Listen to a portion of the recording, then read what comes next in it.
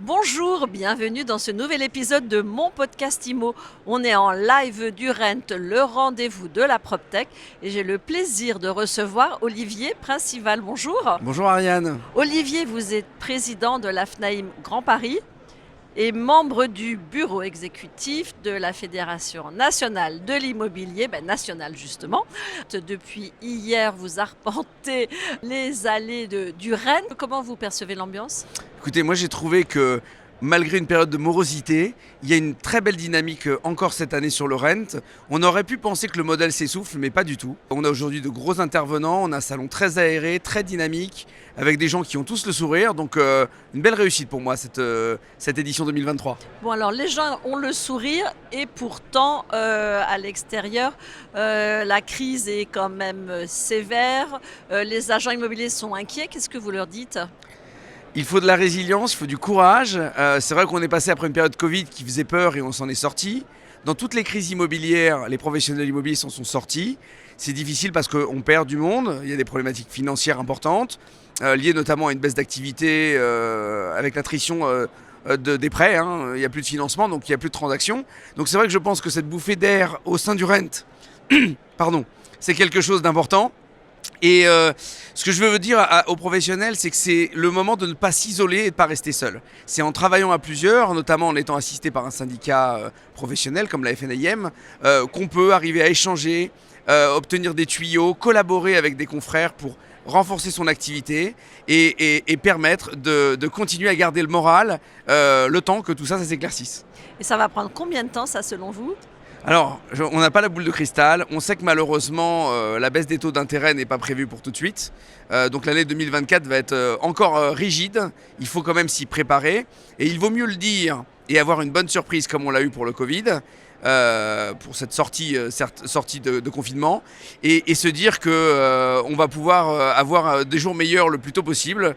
Mais voilà, il faut être bon gestionnaire de son entreprise, il faut se reconcentrer dans la relation client, repartir aux fondamentaux pour tenir du travail de qualité, et ça permettra de voir les beaux jours le plus vite possible. Est-ce que les agents immobiliers ont pris cette habitude, justement, quand tout va bien, de mettre un peu d'argent de côté, d'envie de se dire que les arbres ne poussent pas jusqu'au ciel ?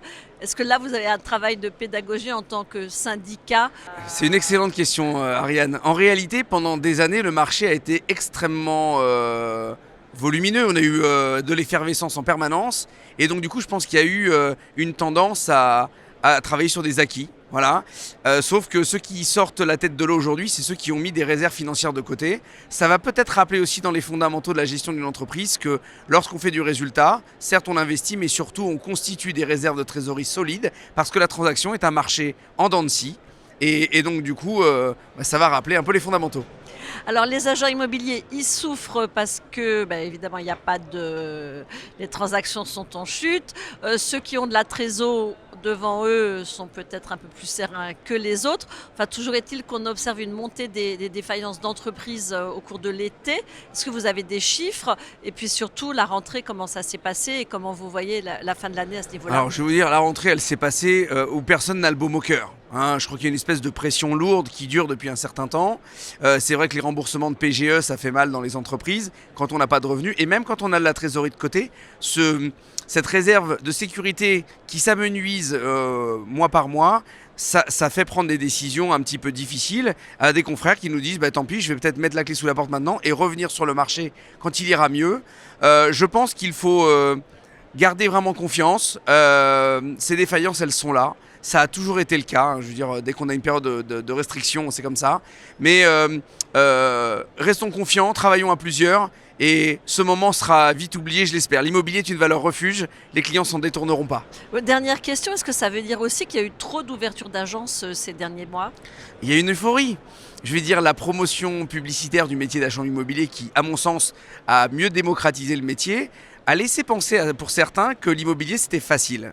Alors c'est facile ou c'est plus facile quand le marché est porteur, quand il est en attrition, c'est plus du tout le même sujet. Donc on va avoir quelques réglages. Je pense que les moins impliqués, ceux qui survolaient le métier, vont effectivement disparaître. Ceux qui resteront, ce sont les vrais. Et il y en aura encore beaucoup. Et votre conseil pour les vrais, c'est d'adhérer à un syndicat professionnel. Oui, surtout rester accompagné par des professionnels qui, ensemble, travaillent sur un intérêt collectif, un effort collectif et une contribution collective. Et c'est comme ça que ça marche. Merci beaucoup Olivier Principal, président de la FNAIM Grand Paris. Merci Ariane. Et je vous dis à très vite pour un nouvel épisode de mon podcast IMO à écouter tous les jours sur MySuite IMO et sur toutes les plateformes.